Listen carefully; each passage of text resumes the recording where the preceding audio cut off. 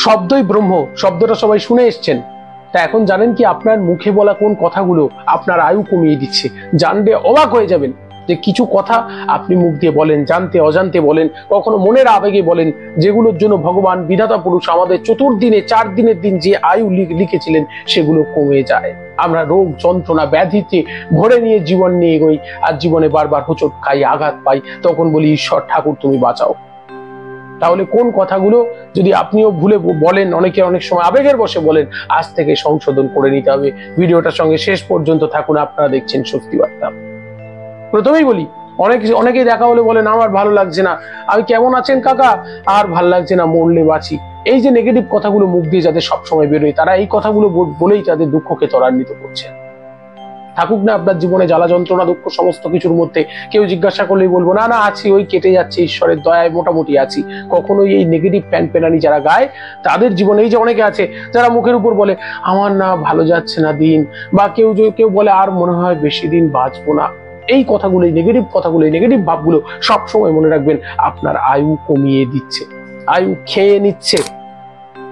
একদম পুরো পরীক্ষিত সত্য এগুলো। দেখবেন এই সমস্ত মানুষগুলো রোগ ভোগে ভুগতে থাকে। দ্বিতীয় হচ্ছে যে দেখুন, অন্যের কুখ্যাতি করা, অন্যের সমালোচনা করা, এগুলো খুব ডেঞ্জারাস। দেখবেন মানুষ যখন অন্যের কুখ্যাতি করে, সমালোচনা করে, খুব মিষ্টিভাবে কথাগুলো বলে না, বলতে বলতে এক্সাইটেড হয়ে যায়। আর এইরকম অন্যের কুখ্যাতি, অন্যের সমালোচনা যারা করে, তাদের মনের মধ্যে একটা নিষ্পিষে ভাব সব সময় থাকে, তৃপ্তি নেই মনের মধ্যে। আর এগুলোই তার আয়ুকে কমিয়ে দেয়, শত অংশে কমিয়ে দেয়।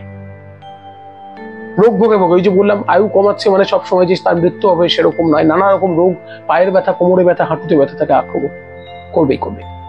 তা এরপরে হচ্ছে ঝগড়া করবেন না, অশান্তি করবেন না। আমি বললেই কি হবে নাকি? কিন্তু দেখা যাচ্ছে স্বামী স্ত্রীর মধ্যে, স্বামীর সঙ্গে বা স্ত্রীর সঙ্গে তর্ক করা, সবসময় ঝগড়া করা, এরকম করলে কিন্তু দেখা যায় আয়ু কমে যায়। স্বামী বা স্ত্রীর সঙ্গে ঝগড়া করলে যিনি ডমিনেট হবেন, যিনি নিম্নে মাথা নিচু করছেন, তার আয়ু কমে। দেখবেন, লক্ষ্য করে দেখবেন, স্বামী স্ত্রীর মধ্যে যে বাড়িতে ঝগড়াঝাটি চলে, স্বামী নয় স্ত্রী, দুজন একজন একটা রোগে আক্রান্ত হয়ে গেছে। বিশেষ করে গ্যাস অম্বল তাদেরকে আক্রমণ করেছে। প্র্যাকটিক্যালটা দেখবেন, চতুর্দিকটা তাকিয়ে দেখবেন যে কথাগুলো, আমার কথাগুলো যদি মনে হয় ভুল তো ভুল, আপনারা একবার তাকিয়ে দেখবেন। এরপরে বলবো যে আয়ু কমানোর আর একটা ভয়ঙ্কর জিনিস, 4 নম্বর পয়েন্ট হচ্ছে, সেটা হচ্ছে আপনারা দেখবেন পরকীয়া। যারা পরকীয়া সম্পর্কে লিপ্ত হয়, স্বামী থাকতে অপর পুরুষকে জীবনে বরণ করছে, স্ত্রী থাকতে বাইরে কোনো মহিলাকে জীবনে বরণ করছে, একসঙ্গে দুনৌকোয় পা দিয়ে চলছে। পরকীয়া মহাপাপ, পর স্ত্রী সঙ্গ করা পাপ। বৃহৎ ধর্ম পুরাণে আছে, অনুসংগীতায় সে কথা শাস্ত্র উল্লেখ আছে। তা এখন কথা হচ্ছে যে প্রত্যেকে এই পরকীয়া সম্পর্কে যদি লিপ্ত হয়ে যায়, তাদের জীবনেও কিন্তু তারা নিজেদের আয়ু কমিয়ে ফেলে।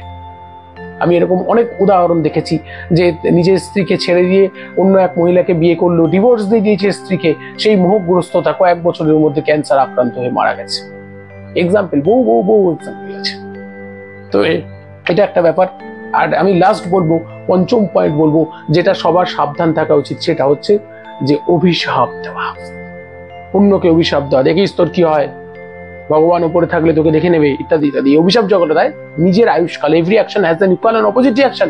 প্রত্যেক ক্রিয়ার সমান বিপরীতমুখী প্রতিক্রিয়া আছে। সেই প্রতিক্রিয়া প্রভাবে নিজের আয়ু ক্ষয়প্রাপ্ত হয়। তো এই 5টা কাজ বললাম, এই 5টা কাজ থেকে, 5টা কথা থেকে আমরা দূরে থাকি। দেখুন, আয়ু ঈশ্বর যেটা নির্দিষ্ট করে রেখেছেন। জীবনকাল নিয়ে এত ভাববো না, ভাববো যতক্ষণ আছি ভালোভাবে বাঁচি, শেষ দিন পর্যন্ত হাসতে হাসতে সবাই মিলে সেই পথে এগিয়ে যাবো, আর মৃত্যুকে ভয় পাবো না। দেখা হচ্ছে পরবর্তী পর্বের। সঙ্গে থাকুন, স্বস্তি বার্তার সঙ্গে থাকুন।